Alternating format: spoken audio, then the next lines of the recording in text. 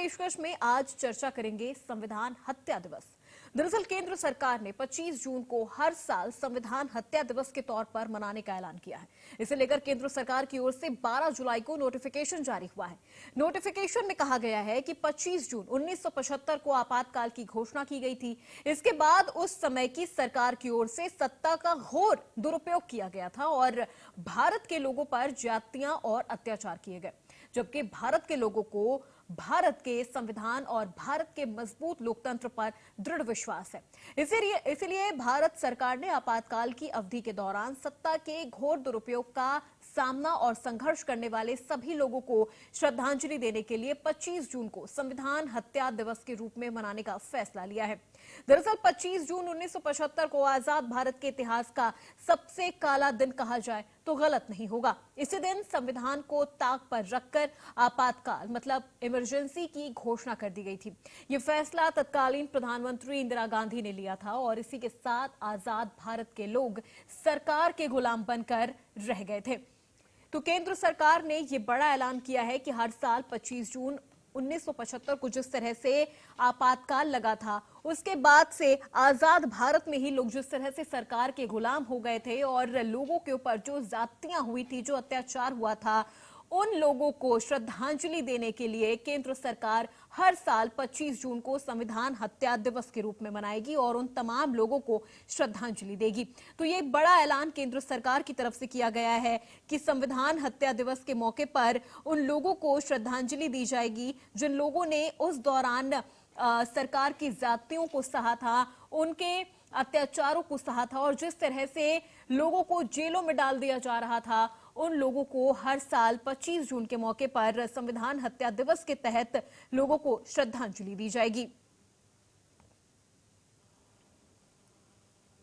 तो आपको बता दें 25 जून 1975 को देश में इमरजेंसी यानी आपातकाल की घोषणा की गई थी। मौजूदा इंदिरा सरकार ने ये घोषणा की थी और अब से केंद्र सरकार हर साल संविधान हत्या दिवस मनाएगी।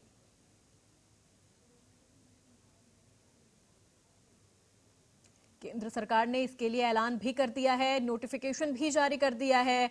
तो आपको बता दें कि गृह मंत्री अमित शाह ने शुक्रवार यानी 12 जुलाई को सोशल मीडिया पर पोस्ट कर इसकी जानकारी दी। सरकार ने इसका नोटिफिकेशन भी जारी किया है और नोटिफिकेशन जारी करते हुए अमित शाह ने लिखा कि 25 जून 1975 को तत्कालीन प्रधानमंत्री इंदिरा गांधी ने अपनी तानाशाही मानसिकता को दर्शाते हुए देश में आपातकाल लगाकर भारतीय लोकतंत्र की आत्मा का गला घोंट दिया है। लाखों लोगों को अकारण जेल में डाल दिया गया और मीडिया की आवाज को दबा दिया गया था।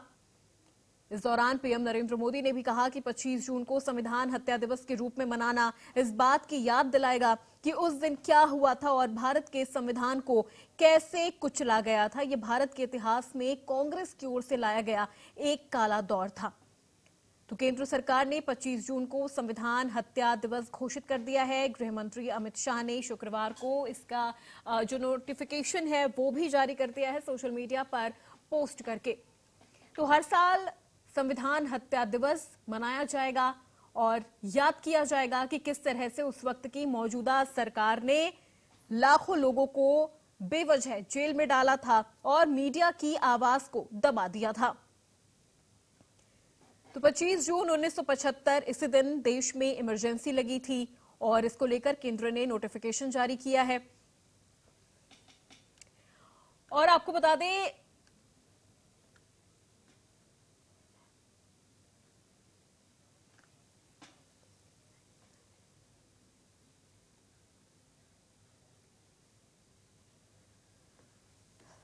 तो केंद्र सरकार ने बड़ा ऐलान किया है।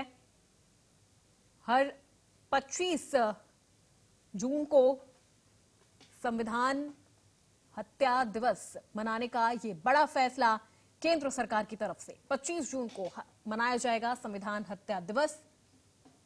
ग्राफिक्स के जरिए ये पूरी जानकारी आप तक पहुंचा रहे हैं, आपको समझाने की कोशिश कर रहे हैं कि किस तरह से उस वक्त की मौजूदा पीएम इंदिरा गांधी ने देश में इमरजेंसी यानी आपातकाल लगाया था। उसके बाद से ही इस दिन को बीजेपी लगातार संविधान की हत्या के तौर पर देखती हुई आई है।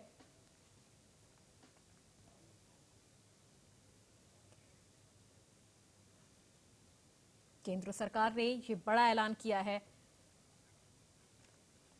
25 जून को मनाया जाएगा संविधान हत्या दिवस।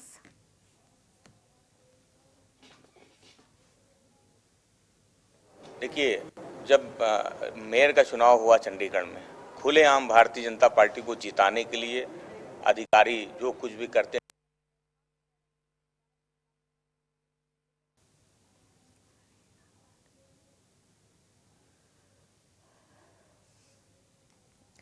तो आपको बता दें केंद्र सरकार ने अधिसूचना भी जारी कर दी है और गृह मंत्री अमित शाह ने एक्स पर पोस्ट करते हुए ये लिखा है कि जिस तरह से 25 जून 1975 को तत्कालीन प्रधानमंत्री इंदिरा गांधी ने अपनी तानाशाही मानसिकता को दर्शाते हुए देश में आपातकाल लगाकर भारतीय लोकतंत्र की आत्मा का गला घोट दिया था, लाखों लोगों को अकारण जेल में डाल दिया गया और मीडिया की आवाज को दबा दिया गया था।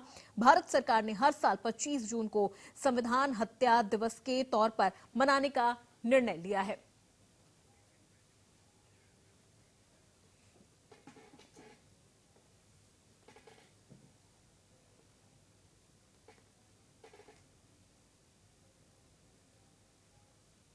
तो संविधान हत्या दिवस कितना सही कितना गलत, केंद्र की इस घोषणा पर क्या कहती है देश की जनता, और इन तमाम मुद्दों पर चर्चा करने के लिए हमारे साथ कुछ खास मेहमान भी जुड़ गए हैं। सबसे पहले उनका परिचय करवा देते हैं। वरिष्ठ पत्रकार हैं प्रेमकांत तिवारी, तो वहीं सुधांशु बाजपेयी प्रवक्ता हैं यूपी कांग्रेस के, और प्रमोद मिश्रा बीजेपी प्रवक्ता हमारे साथ जुड़ गए हैं। आप सभी का बहुत स्वागत है India news Uttar Pradesh. Sir, सबसे पहले प्रेमकांत जी मैं आपसे ही शुरुआत करती हूं। वरिष्ठ पत्रकार हैं, आपने बहुत ऐसे दौर देखे होंगे जिस वक्त संविधान और इन तमाम चीजों को लेकर सरकार कटघरे में खड़ी हो जाती है। वो दौर भी आपने देखा होगा, 1975 का वो दौर, कि किस तरह से देश में इमरजेंसी लगी, मीडिया की आवाज को दबाया गया, लोगों को बेवजह जेल में डाला गया है। अब मौजूदा केंद्र सरकार इस दिन को संविधान हत्या दिवस के तौर पर मनाना चाहती है। कितना सही आप इसे मानते हो और इस पर आपकी क्या राय है? मैं एक बात ये महसूस करता हूं कि देखिए 2024 में जो इलेक्शन हुआ 18वीं लोकसभा के लिए जी, उसमें भारतीय जनता पार्टी ने जो 400 पार, अब की बार 400 पार का नारा दिया, वो बहुत महत्वपूर्ण नारा था। उससे जाहिर है कि भारतीय जनता पार्टी के नेता कार्यकर्ता बहुत उत्साहित हुए और उनको ये लगा कि ये बड़ा काम कर जाएगा। लेकिन विपक्ष में खासतौर से कांग्रेस और उत्तर प्रदेश में देखा जाए तो समाजवादी पार्टी, इन लोगों ने ये सोचा कि इस नारे की काट क्या हो सकती।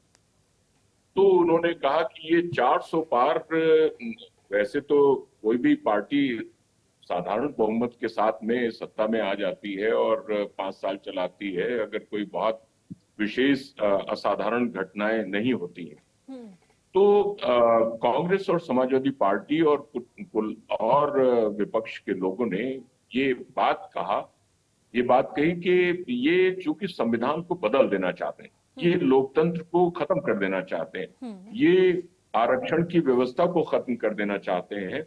और तमाम उदाहरण ले लिए, मोहन भागवत आरएसएस के जो प्रमुख हैं उनकी बात की समीक्षा करनी चाहिए, बहुत पुरानी बात थी, उसको उद्धृत किया। फिर छोटी छोटी और कुछ नेताओं जिसमें अयोध्या और ये फैजाबाद की जो लोकसभा सीट है उसके लल्लू सिंह, उनका भी उद्धृत किया कि अगर 400 पार नहीं होगी तो हम संविधान कैसे बदलेंगे। बहरहाल प्रकारांतर में उनके भाषणों को इस तरह से उद्धृत किया कि लोगों को ये खतरा दिखाया कि ये वास्तव में कुछ विशेष करने वाले हैं, 400 पार का इसीलिए नारा देते हैं।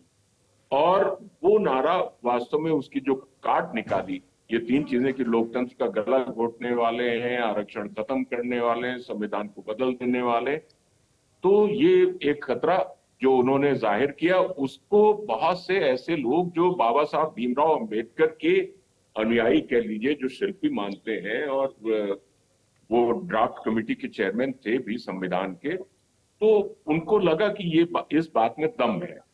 और इस बात में दम है तो उन्होंने उसका असर लेते हुए वोटिंग पैटर्न उनका बदल गया।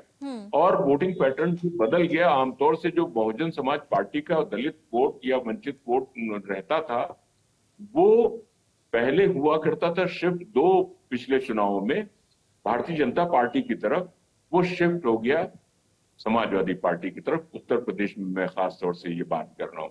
कुछ जगह उसका फायदा कांग्रेस को भी मिला और तो सर कुछ अगर और ऐसे अन्य में देखा विपक्षी जाए, पार्टियों को। सर आपको बीच में रोकना चाहूंगी, तो ऐसे में अगर देखा जाए, ये तो चुनाव की बातें हो गई, लेकिन जिस तरह से अब केंद्र सरकार संविधान हत्या दिवस हर साल मनाने की बात कर रही है, इसको लेकर नोटिफिकेशन भी कल जारी कर दिया गया है। मैं गृह उस मंत्री बात पे आ रहा था। जी तो ये असल में मामला ये हुआ कि उसका चुनाव परिणामों पर असर पड़ा और भारतीय जनता पार्टी तो पूर्ण बहुमत में नहीं आ पाई, साधारण बहुमत में भी नहीं आ पाई।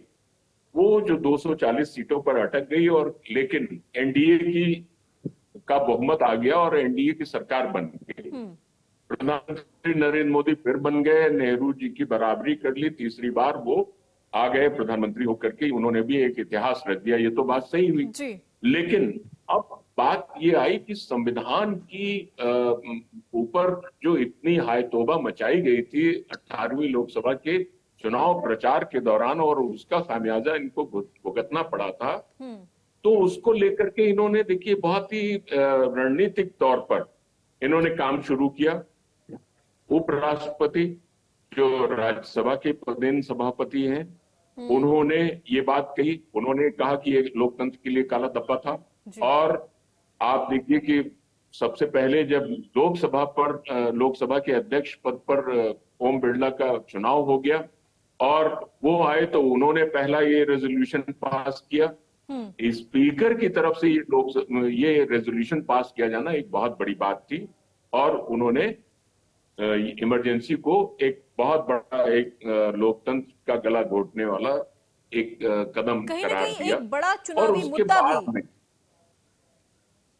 जी, तो अब वो देखिए एक ऐसा जख्म दिया विपक्ष ने भारतीय जनता पार्टी को कि वो अब हर सूरत में, किसी भी सूरत में अब वो मौका जाने नहीं देना चाहते हैं जी कि ठीक है सर, कांग्रेस को घुटनों के बल ला दें। ठीक है सर, हमारे कांग्रेस साथ को प्रवक्ता घुटनों के यूपी बल ला कांग्रेस के देने भी का जुड़े हुए उनका हर हैं प्रयास।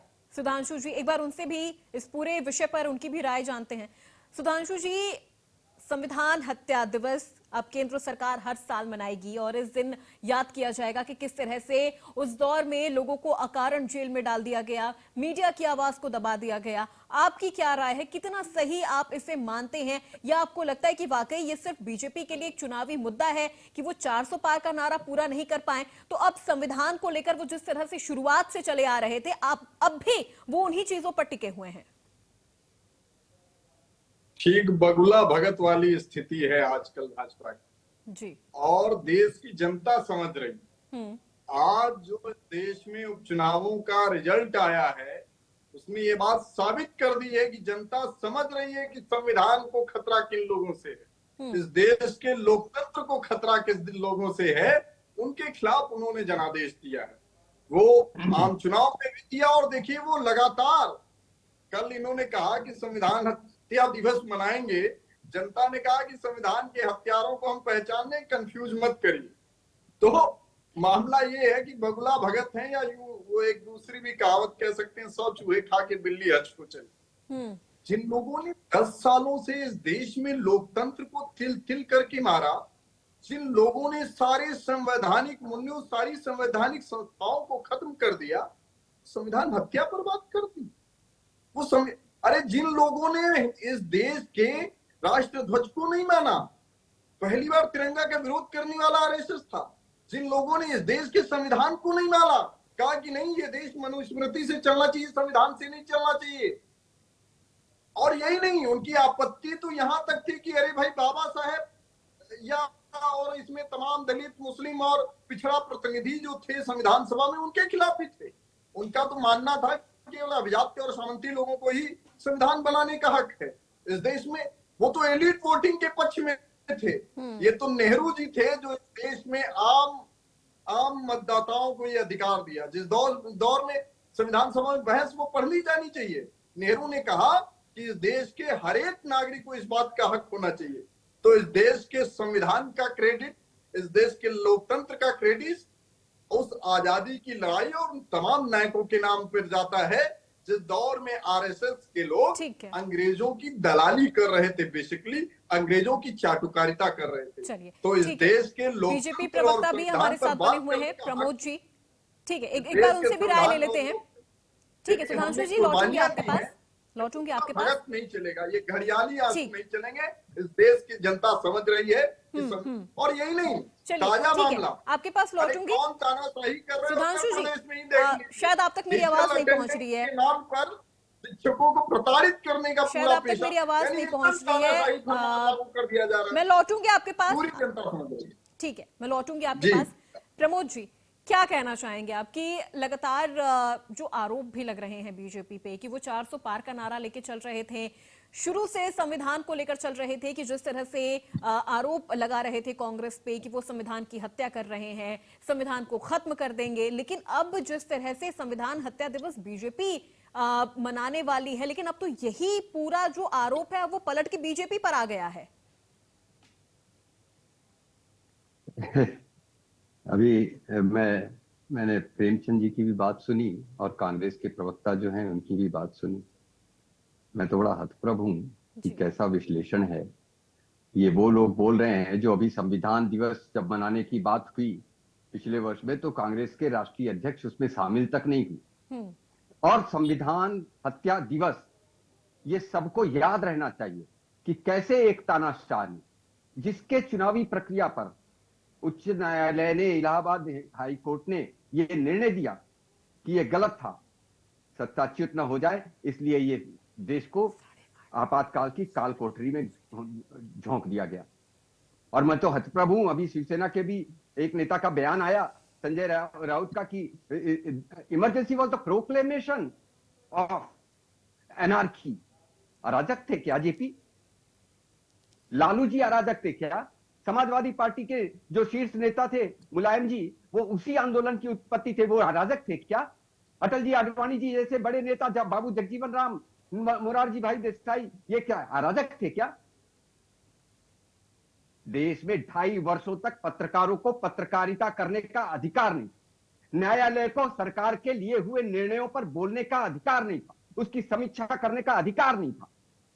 और ये पहले ये संविधान में संशोधन कर दिया, 38वां और 39वां संशोधन करके बता दिया कि सरकार के द्वारा लिए गए निर्णय को आप समीक्षा भी नहीं कर सकते। बाबा साहब भीमराव अंबेडकर का अभी बात कर रहे थे कांग्रेस के प्रवक्ता, संविधान सभा ने संविधान दिया है, नेहरू जी ने नहीं दिया है। और बाबा साहब भीमराव अंबेडकर को पराजित करने के लिए जो चुनाव में षड्यंत्र किया, कांग्रेस को भूलना नहीं चाहिए, और देश की जनता को पता है पूरी तरह से बात। और वही नेहरू जी, कौन सा इतिहास? एक मिनट बीच में मत बोलिए, बीच में मत बोलिए सुधांशु जी, एक मिनट बीच में मत बोलिए। सुधांशु जी, आपका नंबर प्रमोद जी को आएगा, उनकी बात आपका कंप्लीट नंबर कर लेने आएगा। दीजिए। सुधांशु जी, सुधांशु जी, प्रमोद जी को उनकी बात कंप्लीट कर लेने दीजिए प्लीज। उनको उनकी बात कंप्लीट कर लेने दीजिए। आपको पूरा समय दिया गया था, आपको अपनी बात रखने का पूरा समय दिया गया था। सुधांशु जी, आपके बीच में बोला क्या मैं? सुधांशु जी, सुधांशु जी, गलत किताबें नहीं, आपको तो ये भी नहीं पता है कि संविधान में कितने पृष्ठ हैं, संविधान में कितने पृष्ठ हैं। आपके नेता को ये भी नहीं पता है कितनी धाराएं हैं, ये भी नहीं पता है। गलत बयानी बिल्कुल मत कीजिए। अब मैं आता हूँ, आपके बीच में नहीं बोला, आपको मौका मिलेगा। अरे भाई, आपके नेता को तो ये जवाहरलाल नेहरू, ऑस्ट्रेलिया और ऑस्ट्रिया में क्या फर्क होता है? जवाहरलाल नेहरू जो पहले थोपे गए प्रधानमंत्री थे, उन्होंने मजरूह सुल्तानपुरी की सिर्फ एक कविता पर उनको 2.5 वर्षों की जेल दे दी थी, जिसमें उन्होंने कहा था ये भी है ईश्वर का बेटा, मार ले ताकि जाने न पाए। कॉमनवेल्थ का दास है नेहरू, मार ले ताकि जाने न पाए।